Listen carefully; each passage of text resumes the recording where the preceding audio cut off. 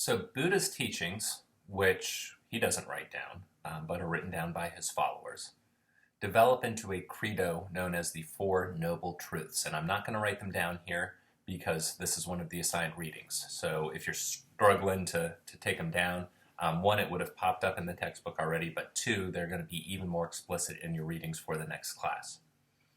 The first of the truths is a tough one. Life, from birth to death, is full of suffering. The second one builds on that. Suffering comes from desire. That we want things is why we suffer.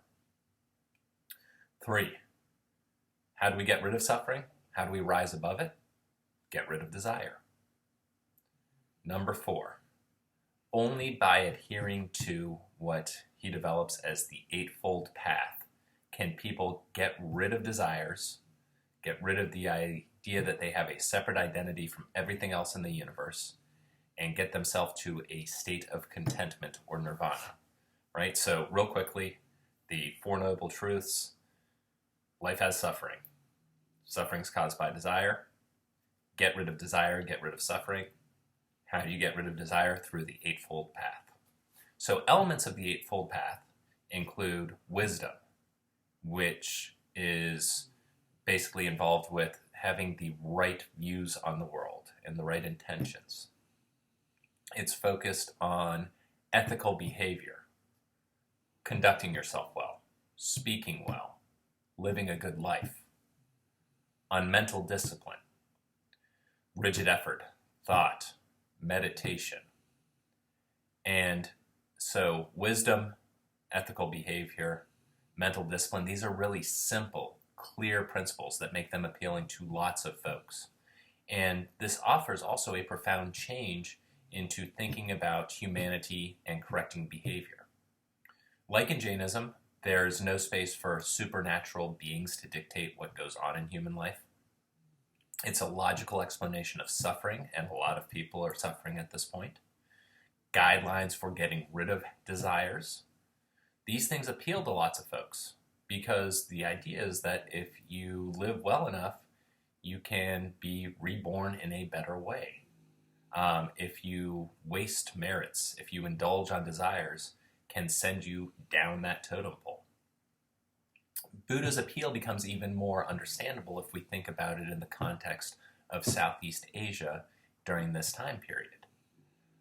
So, for example, if life is suffering and death leads to rebirth, then this cycle brings endless suffering. Attaining nirvana provides a way out of that horrible kind of repetition of this vicious cycle. Buddha preaches in the common language, a vernacular version of Sanskrit. Everybody can understand him, which is not the case for how the Brahmins communicate with each other in kind of a secret language. His followers form a community of monks. They call themselves, or they are called, the Sangha, the gathering. And what they and the Buddha do is they kind of wander from town to town, city to city. They find large audiences. They find charity that they need to sustain themselves. And they get some really big patrons, people who hook them up.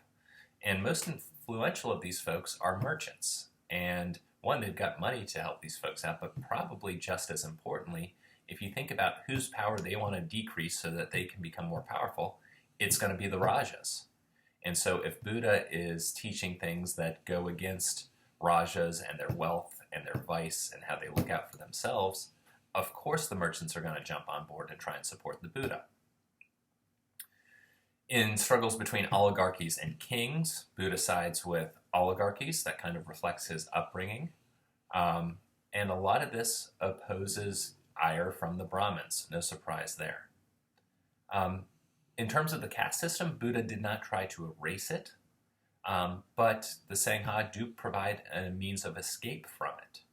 And at the same time, that helps erode the Brahmins' power. Neither he nor Mahavira, rather, erase the spiritual authority of the Brahmins. They don't get rid of the caste system, but they do establish some independent groups that kind of carry out religious, social, and scholarly activities outside of the realm of the Brahmins and according to their own doctrines.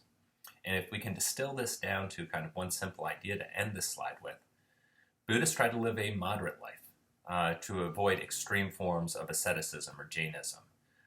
They try to avoid worldly pleasures. And I know this one's been a little bit long, so I'll end it now, and we're going to switch gears and we're going to think about empire building.